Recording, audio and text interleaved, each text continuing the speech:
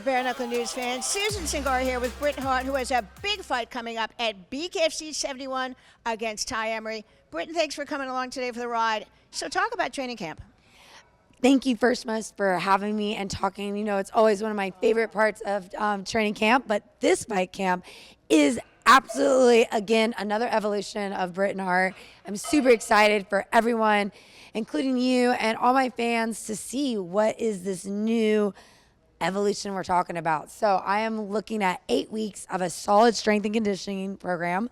So I know a lot of people have had criticism. Really, you know, you're doing something right when you have criticism, and I've done a really great job on proving the haters wrong, that I don't get it that much anymore, but I still lack that sense where people think I have power and knockout power. And I want to do it not because of no disrespect to my opponent, but for females. And when they say, oh, the females don't get paid as much because they lack knockout power, I have been working my ass off in this new strength and conditioning program to make sure we bring knockout power to Dubai.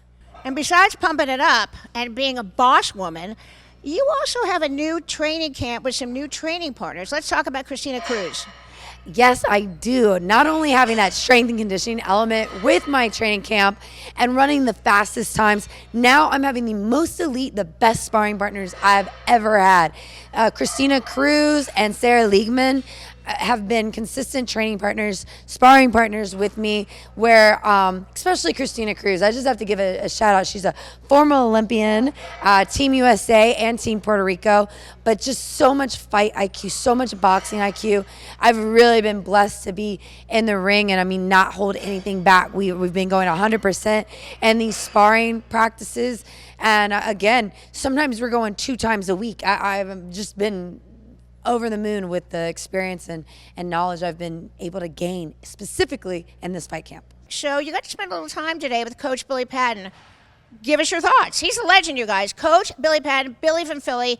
He trained Sonny Liston's trainer. I mean, this guy knows everybody and everything. He started down here when I met American Top Team. He's the real deal. And he said some really nice things about you, by the way. Big question here. So could Britain be a Philly girl? She's a Philly girl. She's branded already. She stays cool under fire, and that's what Philly people do.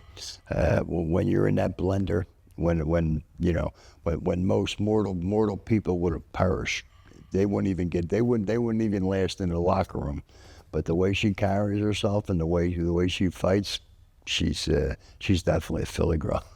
It's a big honor, you know. He doesn't tell anybody that. I've never heard you say that about anybody you haven't coached. That's right.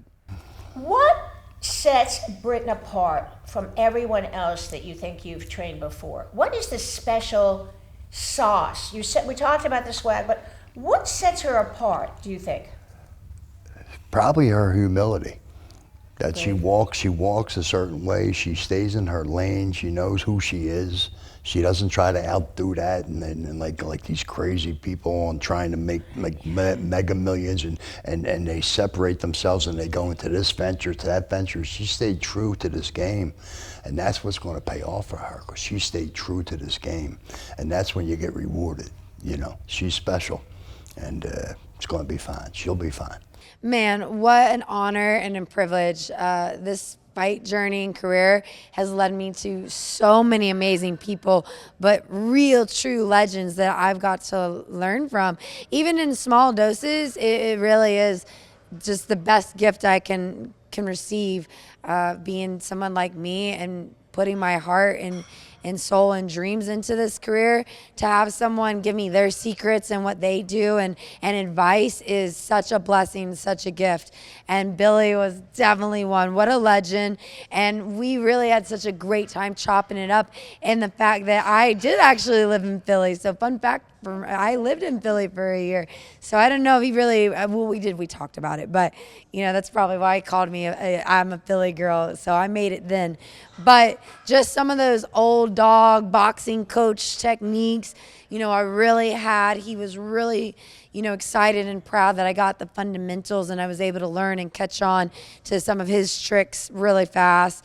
And it was just, wow, it was one of those moments that just grows you inside a little bit. And I felt like after that session with him, you know, my boxing soul just grew another inch. So super amazing to have that expertise and just privilege to talk to them.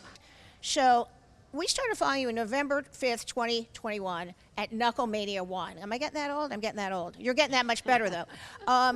Put the focus and the perspective into how you've changed mentally since that time. When I think about just where I've started, and I know that you've done such an amazing job covering that journey, that I can see you and be like, wow, like you really were there when those Paige Van Sant days, when everyone thought I was cannon fodder for that girl. You know, you were there in that moment. And that's my visualization now. Actually, it's been kind of a scary feeling that I've been dealing with this past year, because I really want to like let the past go and move past on who I was. But then there's a small part of me that's like, no, I should keep her, because it's a reminder of where I was and where I never want to go back. And so I do think of that girl that was starving and skinny and didn't have the right nutrition or camps or notice or sparring partners. And I did good back then. I really feel like it shows you what it is in here. And in here, making that mental and visualizing that and saying, no, I'm here for a reason, and I'm not going to let anybody take that away. And really feeling what it's like to be back there. So it's almost like not visualizing the future, it's visualizing the past in a scary, weird way, where it's like, man, I really just want to be this new era, and I love the new version. I love the healed version of me, but you know, I don't forget the old versions either. What does it take mentally for someone to be a bare knuckle boxer? You gotta have nerves of steel. You gotta be a total like Iceman. Everyone thinks when you fight it's the opposite. It's like rah. If you do that, you'll get killed. Your gas tank, you'll gas out right away. You gotta be totally relaxed. You gotta see. You gotta turn to ice. You gotta have ice in your veins. You gotta totally relax. You don't hear any voices. You may hear one voice. If you're used to hearing your trainer's voice, that may be the only voice you hear. There could be 50,000 people screaming, and you won't hear a word they say. You know, you're so focused, you're so hyper focused, and the ones that are relaxed and cool, or most of the time, are the ones that win. The ones that make the most noise, and all of a sudden they let their nerves, they let that nervous energy out too soon. The adrenal gland will dump on them, and then they'll be shot. That's why you have people that train, like they could run a marathon, and they're in great cardio shape, but they get into a fight ring or a cage, and all of a sudden 30 seconds left and they're gassed. Even though they're running marathons, they're in great shape, though they're gassed because there's an emotional component involved in fighting. It's combat. It's the most primal thing you can do is fight. And that's why only special people in this club. Thank you so much, Bret Hart, for the interview. Can't wait to see you at BKFC 71 in Dubai. It's going to be a smashing event. All right, for Bare Knuckle News, you know what we're going to do now. I'm Susan Cingari, and this is Bret Hart. And remember, no one beats us to the punch.